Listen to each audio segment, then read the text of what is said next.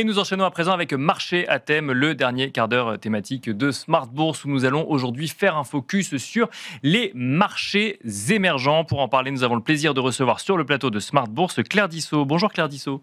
Bonjour Nicolas. Merci d'être avec nous. Vous êtes responsable de la recherche macroéconomique du groupe AXA. On va commencer par évoquer évidemment les pays d'Asie en matière de pays émergents. Alors on suit au quotidien ou presque les soubresauts sur les sujets de la guerre commerciale entre la Chine et les États-Unis. Les États-Unis qui ont mis en place un certain nombre de tarifs, de tarifs douaniers vis-à-vis de plusieurs pays d'Asie. Il n'y a pas que la Chine.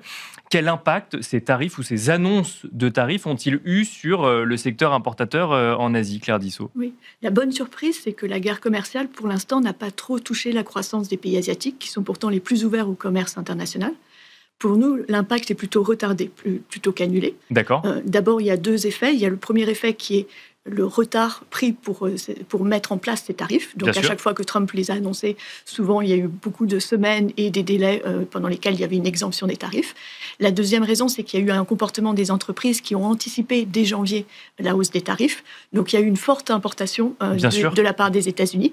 Donc, finalement, la demande adressée à l'Asie a été plus forte qu'attendue au premier semestre. Donc, ils en ont plutôt bénéficié. Donc, jusqu'à juillet-août, ils en ont plutôt bénéficié. On commence à voir les signes de retournement. C'est-à-dire que sur la Corée, par exemple, les exportations sur les 20 premiers jours d'octobre sont maintenant connues et on voit qu'il y a un ralentissement. La deuxième chose, c'est que l'écart entre les tarifs imposés aux pays asiatiques hors Asie et la Chine est peut-être plus faible que ce qu'on pensait. Donc, c'est moins favorable aux pays hors Chine. D'accord. Et il y a un autre facteur qui est moins favorable à ces pays-là, c'est simplement le fait que les États-Unis cherchent à interdire tout ce qui est redirection des exportations chinoises vers d'autres pays asiatiques. D'accord, oui. En mettant des tarifs spéciaux. Donc, ces pays-là avaient bénéficié lors de la première guerre commerciale des tarifs contre la Chine, c'est-à-dire que maintenant les importations américaines en provenance de l'ASEAN, par exemple, sont plus importantes que les importations en provenance de la Chine. Donc clairement, il y avait eu des flux, des investissements chinois dans ces pays pour pouvoir exporter à moindre coût. Pour contourner les interdictions dans les pays à côté. Exactement. Oui. Et ça, c'est vraiment dans le viseur de l'administration Trump. Donc, les pays asiatiques risquent d'être plus vulnérables. Et le dernier facteur, c'est simplement que les secteurs clés pour ces pays ne sont pas encore totalement clairs sur les tarifs qui seront appliqués. C'est-à-dire que les tarifs sur les semi-conducteurs ne sont pas annoncés. Les tarifs sur les produits pharmaceutiques sont distingués entre les tarifs pour les marques de médicaments et ceux pour les génériques. D'accord. Donc, rien sur les génériques, c'est très positif pour l'Inde. Oui, pour les tarifs sur les marques, mais seulement si les entreprises en question n'ont pas investi aux États-Unis. Donc, Singapour est protégé parce que ces entreprises investissent aux États-Unis. Donc, ces facteurs spécifiques font que les exportations asiatiques ont pour l'instant été assez résistantes et la croissance asiatique de même. Mais on suivra de près ce qui se passera sur les prochains mois parce que c'est là où on verra réellement les impacts. Exactement. Et c'est vrai qu'on entend souvent dire que le secteur exportateur chinois est plutôt préservé dans le sens où il exporte beaucoup en Asie. Là, ce que vous nous dites, c'est attention puisque l'administration Trump a ça en tête. Oui, c'est en ligne de mire. Donc, la stratégie de la Chine, ça va être aussi de déverser ses exportations, pas seulement vers l'Asie, mais aussi vers tous les autres pays émergents. On voit une accélération d'abord vers l'Afrique. Émergent, oui, d'abord émergent vraiment sur des pays comme les pays africains ou d'autres pays latino-américains. Et oui, aussi sur l'Union européenne, on voit une accélération déjà des exportations chinoises. Mais il faut souligner, le choc est beaucoup plus grand pour les pays émergents que pour l'Europe, par exemple, parce que ces pays sont pris en tenaille, c'est-à-dire que la Chine continue à gagner des parts de marché sur les biens à faible valeur ajoutée qui nécessitent peu de qualification, parce qu'elle s'automatise beaucoup plus vite que les autres pays émergents. Donc c'est vraiment un choc beaucoup plus grave pour les pays émergents, dont les pays asiatiques. Si on regarde la croissance chinoise au troisième trimestre, on est aux alentours de 4,8%, si je ne dis pas de bêtises, en glissement annuel. Certains constatent la décélération par rapport aux 2 premiers trimestres, d'autres constatent au contraire la résilience de l'économie chinoise. C'est vrai qu'on voit quand même une certaine résilience de ces économies à l'heure actuelle. Est-ce qu'on constate dans les pays émergents ce que l'on évoqué juste avant d'ailleurs dans l'émission vis-à-vis de l'économie américaine, à savoir quand même une économie à 2 vitesses, avec ceux qui bénéficient effectivement des potentiels de croissance et des relais de croissance et d'autres qui restent un petit peu plus sur le bas-côté. Oui, alors en Chine, il y a une économie qui croît très vite, c'est l'économie du digital, l'économie de l'énergie renouvelable. Ça, ce sont des secteurs clés. Tous les secteurs qui sont en lien avec l'innovation sont favorisés par le gouvernement. D'accord. Donc les secteurs plus traditionnels sont en perte de vitesse. Je regarderai plutôt la différenciation en termes de demande. Donc on sait que pour la Chine, Le principal objectif, c'est de rééquilibrer sa croissance, qui a été trop dirigée par les exportations, par l'investissement, et pas assez par la consommation, ce qui est un risque social à terme. À l'heure actuelle, on voit un petit rééquilibrage de la croissance, puisque les exportations contribuent maintenant à moins de 2 points à peu près de croissance, donc moins qu'auparavant, et la consommation privée et publique a remonté. L'investissement reste à la traîne, y compris dans l'immobilier et dans le secteur manufacturier, et c'est en partie dû à cet effort pour lutter contre les surcapacités de production. Donc en conclusion, il y a encore beaucoup à faire pour rééquilibrer la croissance vers la consommation, mais le choc externe va être l'occasion, justement lors du Congrès, de prévoir des mesures dans ce sens. Et les progressions, notamment de secteurs comme celui-là, vous parlez effectivement de tech ou de nouvelles technologies, est-ce que ça porte l'emploi, par exemple, en Chine ou dans ces pays-là ? C'est moins intensif en emploi, et c'est ça qu'on observe qui est assez intéressant, c'est que même avec des taux de croissance de 5 à 6%, de gros pays comme la Chine, l'Inde ou l'Indonésie ont un taux de chômage des jeunes qui est très élevé. Donc, il y a un effet de mauvaise adéquation entre l'offre et la demande d'emploi, donc de plus en plus de jeunes diplômés qui ne trouvent pas les emplois qualifiés qui vont finalement être créés dans les services, mais qui ne sont pas encore là.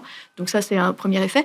Et puis le deuxième effet, c'est simplement qu'il y a beaucoup de robotisation et que la production crée moins d'emplois. Donc c'est un problème effectivement social.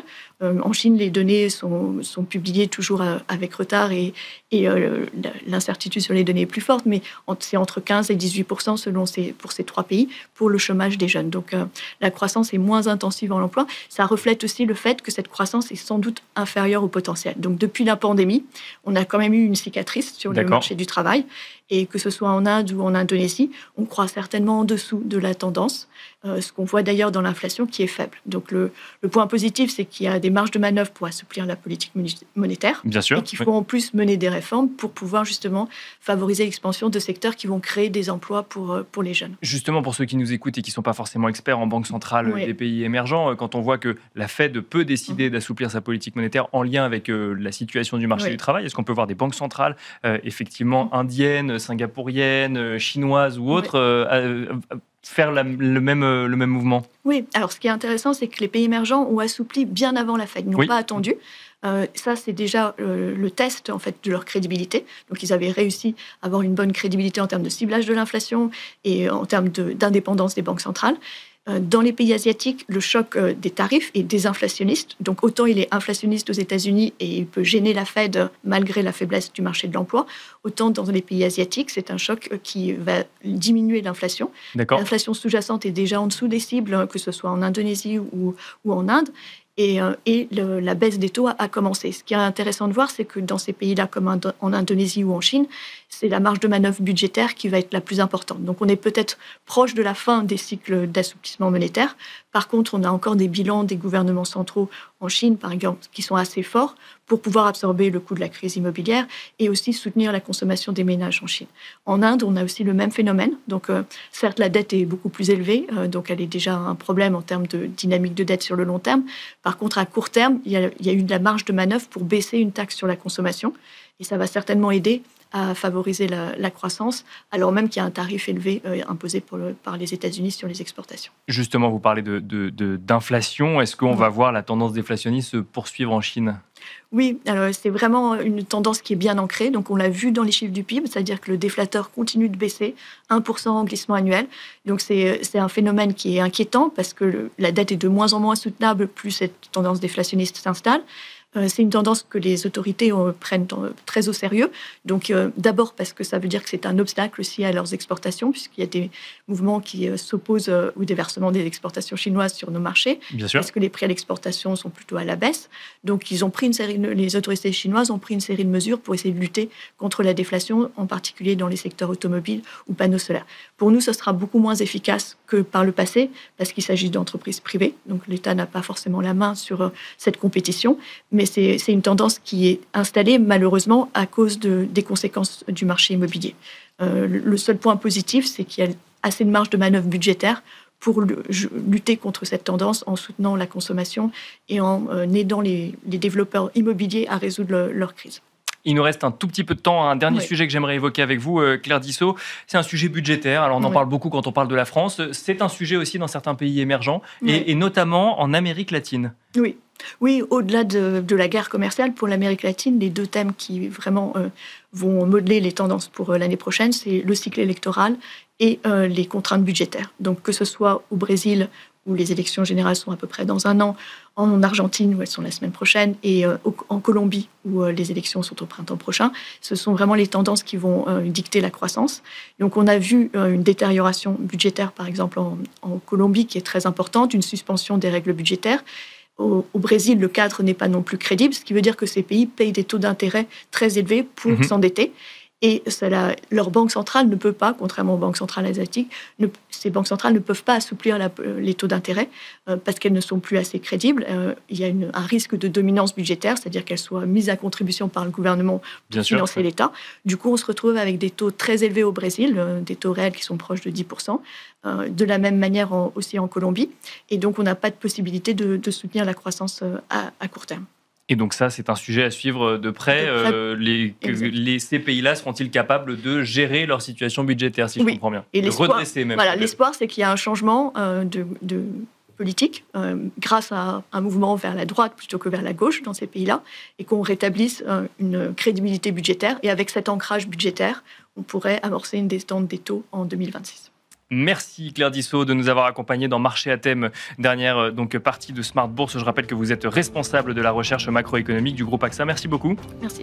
Merci à vous également de nous avoir suivis et je vous donne rendez-vous demain à 17h pour un nouveau numéro de Smart Bourse présenté par Grégoire Favet. À demain.